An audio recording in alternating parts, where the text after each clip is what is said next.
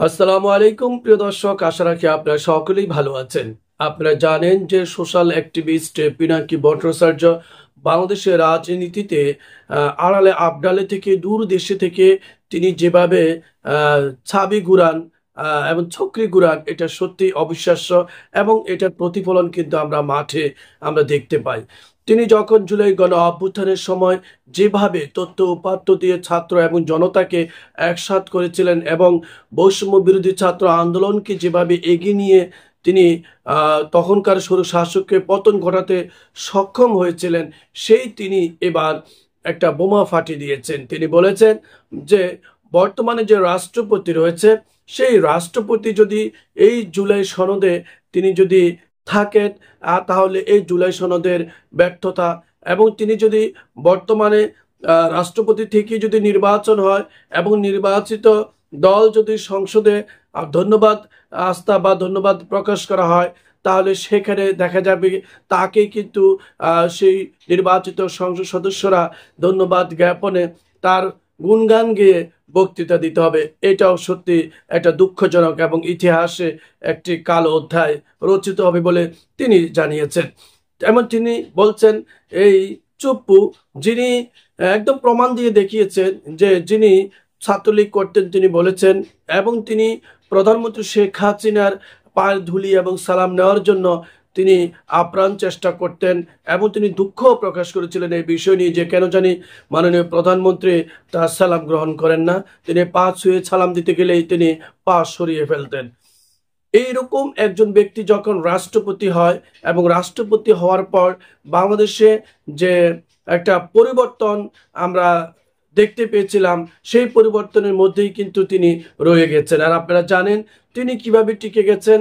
আপনারা জানেন যে পিছন থেকে একমাত্র বিএনপির সাপোর্টেই কিন্তু তিনি টিকে গেছেন। আর তিনি টিকে যাওয়া মানে যে ওয়াকারুজ্জামান তিনি টিকে যাওয়া এবং অন্যান্য তার যে অনুসারী তারা টিকে যাওয়া।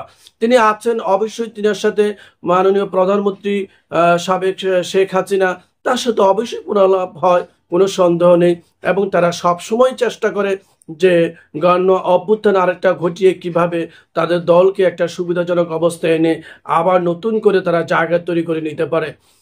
এই একজন মানুষকে কিভাবে সরানো যায় সেজন্য পিনাকি ভট্টাচার্য একটা চাল দিয়েছেন। তিনি বলছেন যে বাংলাদেশের বর্তমানে যিনি আপসীন নেত্রী রয়েছেন, দীর্ঘদিন ধরে গণতন্ত্রের জন্য যিনি আপসীনভাবে লড়াই করে টিকে আছেন, সকল দল বর্ণ এবং সকল জনগণের শ্রদ্ধার ভাজন হয়ে যিনি এখন পর্যন্ত বেঁচে আছেন, আলহামদুলিল্লাহ, তিনি প্রধানমন্ত্রী খালেদা জিয়াকে রাষ্ট্রপতি হিসেবে দেখতে চান। এবং তিনি বলছেন যদি দুই মুরব্বী অর্থাৎ প্রফেসর ডক্টর মোহাম্মদ ইউনূস এবং বেগম খালেদা জিয়া যদি দেশের দায়িত্ব গ্রহণ করেন, খালেদা যদি রাষ্ট্রপতি হন, আর ডক্টর ইউনূস যিনি এখন প্রধানমন্ত্রী রোল প্লে করছেন প্রধান উপদেষ্টা হিসেবে, তাহলে বাংলাদেশকে সুন্দর একটি সোনার বাংলাদেশ হিসেবে গড়ে তোলার জন্য এটি অত্যন্ত কার্যকরী একটা ভূমিকা হবে এবং সকল দলই কিন্তু এটা মেনে নিবে। এখন তার এই কথার পরিপ্রেক্ষিতে আমরা দেখতে পাই বা দেখতে চাই যে সামনের দিনগুলোতে আসলে এটার পরিবর্তন হবে কিনা। তবে রাজনীতির মাঠে এটা কিন্তু একটা কি বলে আওয়াজ শুরু হয়ে গেছে এবং বিএনপির নেতা কর্মী সকল শ্রেণীদের মধ্যে একটা জল্পনা কল্পনা শুরু হয়ে গেছে। তারা অনেকে বিশ্বাস করতে শুরু করেছে পিনাকি ভট্টাচার্য যেহেতু এই কথা বলেছেন, তাহলে অবশ্যই এটা হওয়ার সম্ভাবনা খুব বেশি। তিনি চিন্তা চেতনা এবং তার তথ্য উপাত্ত গবেষণা ভবিষ্যৎ সবকিছু চিন্তা করেই কিন্তু একটা কথা বলে থাকেন। তাকে বর্তমান বিএনপিরা ঘৃণা করলেও কিন্তু তার কিছু গভীর কথায় তারা কিন্তু বিশ্বাস করে এবং বিএনপির চা স্টলেও কিন্তু আলোচনা হচ্ছে যে প্রধানমন্ত্রী খালেদা জিয়া রাষ্ট্রপতি হতে যাচ্ছে। এখন কথা হলো যে যদি তা না হয় তাহলে বাংলাদেশে সামনের দিনগুলোতে কিভাবে এই পদগুলোর পরিবর্তন আসতে পারে। আপনারা যে জানেন যে আমাদের জুলাই গণ অভ্যুত্থানে অর্থাৎ জুলাই দিবসে যে 36 দিনের যে কর্মসূচি হাতে নেওয়া হয়েছে, এর মধ্যেও কিন্তু জুলাই সনদ কিন্তু দেওয়া হয়নি। এবং আপনারা জানেন যে ঐকমত্য কমিশনের আলী রিয়াজ তিনি বলেছেন তার পক্ষে এটা কখনোই সম্ভব হচ্ছে না এবং সম্ভব হবে না। এখন তাহলে কে সম্ভব করবে? আপনারা জানেন যে একমাত্র বিএনপি উপর থেকে হা হা বললেও পিছন থেকে কিন্তু তারা কিন্তু এটাকে বাধাগ্রস্ত করছে এবং মূলত তাদের কারণেই কিন্তু জুলাই সনদ কিন্তু প্রকাশ করা সম্ভব হচ্ছে না। আসলে এই যে পরিস্থিতির মধ্যে এত আলোচনা সমালোচনা হচ্ছে, কিন্তু বর্তমান রাষ্ট্রপতিকে কোনোভাবেই সরানো যাচ্ছে না। তিনি নিজ থেকেও সরছেন না। তাকে কোনো সভায় সেমিনারে ডাকা হয় না। তাকে কোনো সাংবাদিক সম্মেলনে বা সাংবাদিকদের সামনে কথা বলতে দেওয়া হয় না। নির্জীব করে রাখা হয়েছে। এরকম একটা সম্মানিত জায়গায় থেকে নিজেকে নিজে সম্মানিত করতে পারছে না, অসম্মানিত হয়ে তিনি থাকছেন। তারপরেও তিনি নিজের থেকে তিনি সরে যাচ্ছেন না। তাহলে তাদের উপর থেকে সিগন্যাল আসছে না, হয়তোবা যিনি তার নেতৃত্ব মেনে চলেন, হয়তোবা সেই কারণে তিনি সরে যাচ্ছেন না। হয়তোবা একটা সুযোগের অপেক্ষাও তিনি এখন আছেন।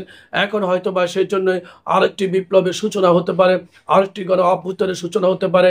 আর সেটা হতে পারে বৈষম্য বিরোধী ছাত্র আন্দোলন এনসিপির পক্ষ থেকে তাদের হাত ধরে সম্ভবত আরেকটা অভ্যুত্থান হবে, যে অভ্যুত্থানের পিছন থেকে নেতৃত্ব দিবেন পিনাকি এবং এই দেশের ছাত্র জনতা।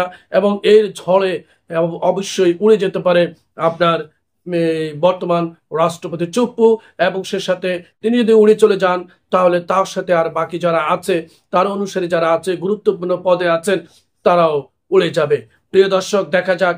বাংলাদেশের রাজনীতি ক্ষণে ক্ষণে পরিবর্তন হয়। আপনাদেরকে আগেই বলেছিলাম, আপনারা হয়তো জানেন যে যদি প্রধানমন্ত্রী খালেদা জিয়া রাষ্ট্রপতি হন, তাহলে কেউ মেনে নেবে কিনা। অনেকে বলছেন যে মেনে নিবে না। কে মেনে নিবে না? এক প্রধান হলো হেফাজত ইসলাম মেনে নিবে না।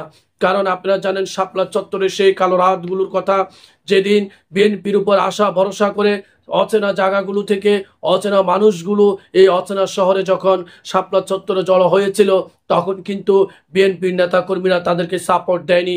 বেগম খালেদা জিয়া বলেছিল, এরা হুজুর আলেম মোলায়েম, এরা ঢাকা শহর চেনে না, জানে না, তোমরা যাও ওদেরকে সাপোর্ট দাও। কিন্তু বিএনপি নেতা কর্মীরা তাদের নেত্রীর কথা শুনেনি, যার ফলে রাতের অন্ধকারে তাদেরকে অলি গলি এবং চিপা চাপা প্রত্যেকটা জায়গা থেকে যেভাবে তাদেরকে নির্বিচারে গুলি করে তাদেরকে হত্যা করা হয়েছিল, তাদের উপর স্টিম রোলার চালানো হয়েছিল। এই সকল দাঁড়ি টুপিওয়ালা ছাত্ররা এবং বৃদ্ধরা, যুবকরা, তরুণরা, তারা কোথায় কিভাবে পালাবে? যেহেতু এটি একটি বাণিজ্যিক এলাকা, বাসাবাড়ি নেই, কিছু নেই। তারা দিক হারিয়ে যখন অস্ত্রের কাছে তাদের জীবন দিয়ে দিল, সকালবেলায় উঠে তারপর দেখা গেল ফায়ার সার্ভিস রাস্তার মধ্যে রক্তগুলো ধুয়ে নিয়ে যাচ্ছিল। আর এভাবেই পরিষ্কার করা হয়েছিল তাদের রক্ত মাখা দিনের সেই কালো রাস্তাগুলো। আপনারা জানেন, এর ফলে বিএনপির সাথে হেফাজত ইসলামের সেই যে দূরত্ব, সেই যে আক্ষেপ, এটা মামুনুল হক কিন্তু তার কিছুদিন আগে বিএনপির একটা সভায় তিনি বলেছিলেন সবকিছু ভালো লাগে, কিন্তু তাদের সেই দুঃখময় কালোময় সেই দিনের কথাগুলো মনে পড়লে তাদের কষ্ট লাগে। তারা সেই জন্যই বলেছিলেন বিএনপি সেদিন বেঈমানি করেছিল, তাদের সাথে এসে হাত মিলায়নি, তাদেরকে রক্ষা করতে সাহায্য করেনি, একা রাস্তার মধ্যে ছেড়ে দিয়েছিল, যার ফলে তাজা রক্তে কালো রাস্তা লাল হয়ে গিয়েছিল। সেই হেফাজত ইসলাম বেগম খালেদা জিয়াকে মেনে নিবি কিনা, এটাও কিন্তু লাখো কোটি টাকার প্রশ্ন। এখন বেগম খালেদা জিয়া অসুস্থ, তিনি এই দায়িত্ব গ্রহণ করবেন কিনা, করতে পারবেন কিনা, সেটাও দেখার বিষয়। তবে বিএনপিতে একটা আলোচনা চলছে যে তাদের বেগম খালেদা জিয়া রাষ্ট্রপতি হয়ে যাচ্ছেন, এবং তাকে সম্মানিত করলে এই বাংলার মানুষ, সাধারণ জনগণ, প্রত্যেক দল তারা খুবই খুশি হবে, তারা এটিকে সাদরে গ্রহণ করবেন। প্রিয় দর্শক, আপনাদেরকে জানিয়ে রাখি, এখন যেহেতু জুলাই বিপ্লবী মাস চলছে, দেখা যাক সামনের দিনগুলোতে সম্ভবত একটা গণ অভ্যুত্থান আবার ঘটতে যাচ্ছে, যে গণ অভ্যুত্থানের মধ্য দিয়ে রাষ্ট্রপতি পরিবর্তন হওয়ার খুব একটা সুযোগ তৈরি হবে।